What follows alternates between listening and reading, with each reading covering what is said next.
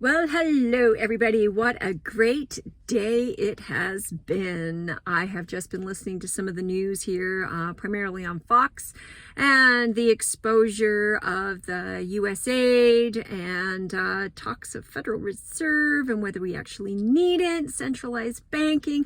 Oh, it's just music to my ears. Anyway, have you ever watched the videos where you lift the bale of hay and the rats just scurry in all directions?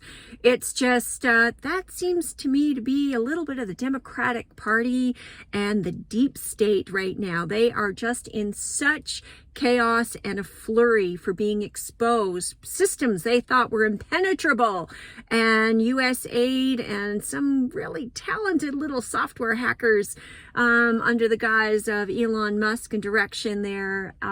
Just, man, it's been so much fun. And today I was noticing something that caught my attention on the radio and Fox News was they were talking about regulation, and how government never really directly bans anything. They were talking about gas in New York City and how they basically just regulate it out of existence. And, I've seen that happen so much here in Canada. So many good things that just become barriers to entry. Why? Because of bureaucracy. And I was thinking about our gun policy, and how Trudeau has always said, I've never banned guns. No, I'm not banning guns. But they have regulated them out of existence. So within maybe 2-3 generations, Canadians here won't own restricted firearms. Why? Because if you can't buy, sell, or trade, interestingly enough, one thing, you can't buy them, but if you can't even hand them down to the next generation, so my firearms going to my kids, in essence, what you've done is you have regulated them out of existence within 2 to 3 generations. And within 2 to 3 generations, you will have Canadians who will be completely helpless to defend themselves against their own government or anything or anyone else, because regulations have put it in place in such a way that no one here will ever own a gun. Why? Because you can't buy them today, and you can't sell, and you can't transfer. So, but the government never banned anything. Of course not. One of the other ones I found fascinating today is you have commentary on whether or not we need a central bank, and they were specifically speaking to the Federal Reserve. This is dangerous territory, dangerous territory. I think many people have lost lives, positions, having this conversation, because what people need to realize is central banks are not owned by the people. They are not for the people. They are private bankers and private financiers, and they have very vested interests in protecting their position. So every dollar of debt that is owed to the central bank is owed to a private individual, not to the people themselves. And this is a practice that has gone on for a very long time, but wasn't always the case.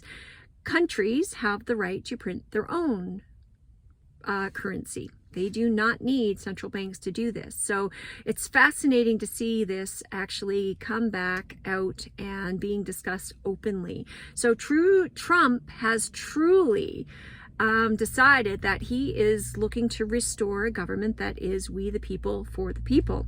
Now, interestingly enough, however, Canada has decided to take the exact opposite approach. So if you're going to look at this from a position of global politics, they have lost the United States. These global elitists, they know it, and the rats are scurrying. But here in Canada, we have the Liberal government under this Trudeau administration, which will soon become a Mark Carney administration. And people go, oh, Mark Carney is so much better than Trudeau. Do not kid yourself.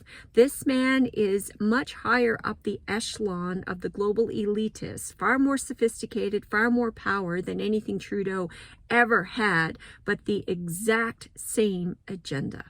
He will fast track what Trudeau has been doing, and you've heard it. He will double down on the green agenda, double down on net zero. He will double down on diversity, equity, and inclusion. He will double down on the wokeism. So meanwhile, while the U.S. is returning to we the people, for the people, a government of freedom, transparency, Here in Canada, we've got the exact opposite happening. And we have Canadians who are being lulled into another psyop, in my opinion, that for some reason we are better than our American counterparts, booing national anthems and whatnot, because Trump is calling out problems that Canada needs to fix. And the first step of that comes with exposure and awareness. So to all my Canadians out there, please be very aware of what's going on. Our allies, because they are our allies to the south, please don't make them enemies. And that is what this Carney-Trudeau government is going to try and do. They are going to try and convince you that what's happening in the U.S. south of our borders is a bad thing. It's not a bad thing. It is such a good thing. It's about exposing the deep state. It's about fixing the real problems and about restoring power to the people. So stay strong, my friends. Don't get lulled into these false narratives. Keep your eyes and ears open, and God bless you all. Go